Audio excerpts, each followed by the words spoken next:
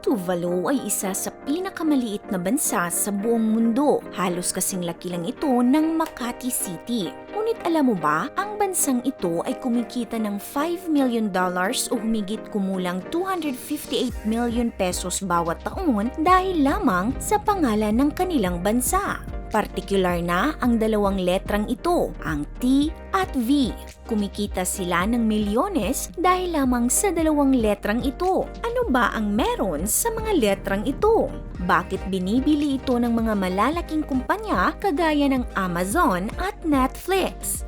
Yan ang ating pag-uusapan sa videong ito.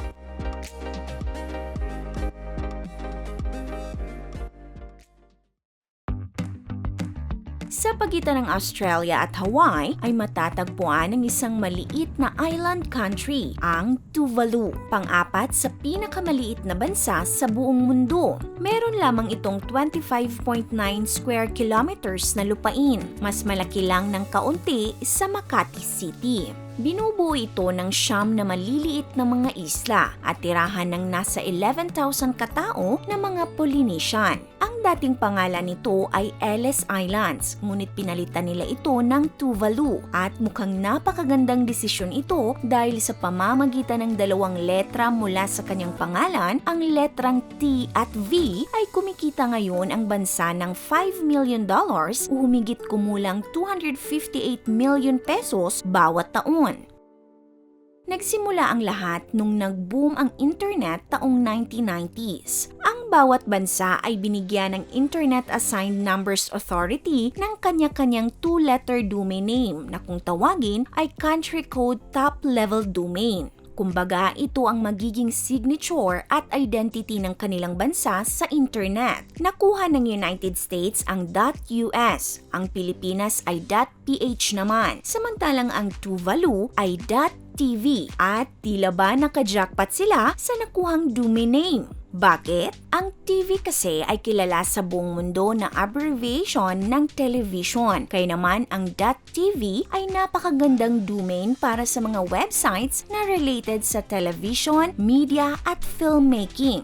Kaya nakita ito ng mga entrepreneurs bilang malaking opportunity para gamitin sa kanilang websites. Dahil dito maraming kumpanya ang nag-agawan, makuha lang ang domain na ito. Nung una nga ay hindi pa gaanong alam ng gobyerno ng Tuvalu ang kahalagahan ng domain name nila hanggang sa may tumulong sa kanila na isang consultant. Kung noon isda at niyog ang pangunahing pinagkakakitaan ng Tuvalu, nagbago ito noong 1998 nung nagkaroon sila ng kontrata kay Jason Chapnick, isang Canadian entrepreneur para sa karapatan niyang ibenta ang .tv sa malalaking kumpanya. Ngunit hindi ito nag-work, kaya noong taong 1999, binili naman ng Idealab ang kontrata kay Jason sa halagang $50 million o humigit kumulang 2 billion pesos. Pagdating ng 2001 ay binili naman ng kumpanyang VeriSign ang kontrata at ito na ang nagpatuloy hanggang ngayon. Ang mga malalaking kumpanya ay nagbabayad ng tinatawag na royalty, isang uri ng bayad para magkaroon ng karapatang maggamit ang property ng iba.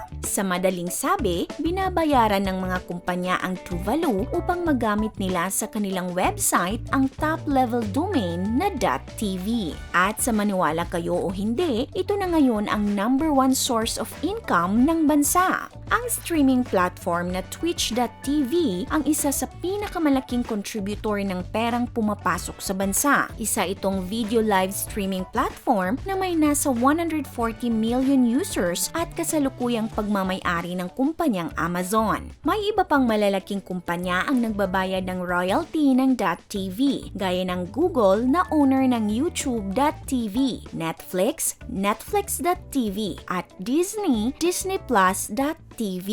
Dahil sa kita nila dito ay nakapagbayad ang Tuvalu ng pera na kailangan para makasali sa United Nations at noong September 2000 nga ay naging opisyal na ito bilang ika-189th na bansa. Bukod dito, nakapagpagawa sila ng mas maayos na mga kalsada, airports, eskwelahan, pati na power plants para sa kuryente sa ibang mga isla nito. Ngunit alam mo ba, sa kabila ng magandang nangyayari sa Tuvalu, ay meron ding malaking problemang kinakaharap ngayon ang bansa.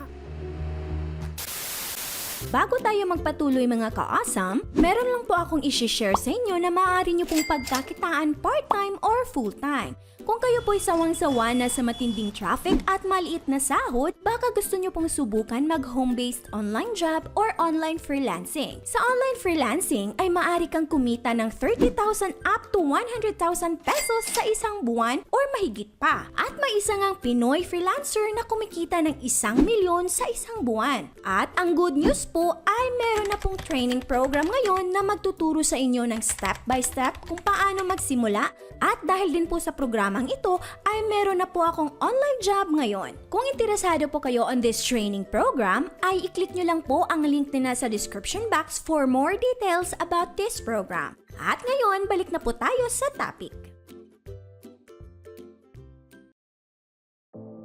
Kung titingnan sa ibabaw, ang Tuvalu ay parang paraiso. Ngunit kung titingnan mo ito ng malapitan, ay bubungad sa iyo ang napakalaking problema ng bansa. Ang Tuvalu ay unti-unting lumulubog at dahil ito sa climate change. Ang isang epekto ng climate change ay ang pagtaas ng sea level. Dahil dito karamihan sa mga isla ng Tuvalu ay unti-unting kinakain ng dagat, unti-unting lumulubog sa paglipas ng panahon. Tuwing January hanggang March, kapag nangyayari ang tinatawag nilang king tides, ay nagdudulot ito ng matinding pagbaha sa bansa. Umaabot ang mga alon sa kanilang kalsada, kahit na ang paliparan ay binabaha din. Ang mga alon na dati ay hanggang Pampang lamang ay inaabot na ang kanilang kabahayan. Dahil dito nasisira ang taniman ng mga residente kaya wala na silang matamnan at madalas na lamang silang umaasa sa mga imported products. Umaasa na rin ang mga residente sa tubig ulan dahil naapektuhan rin ng pagtaas ng tubig ng dagat ang kanilang underwater ground supplies.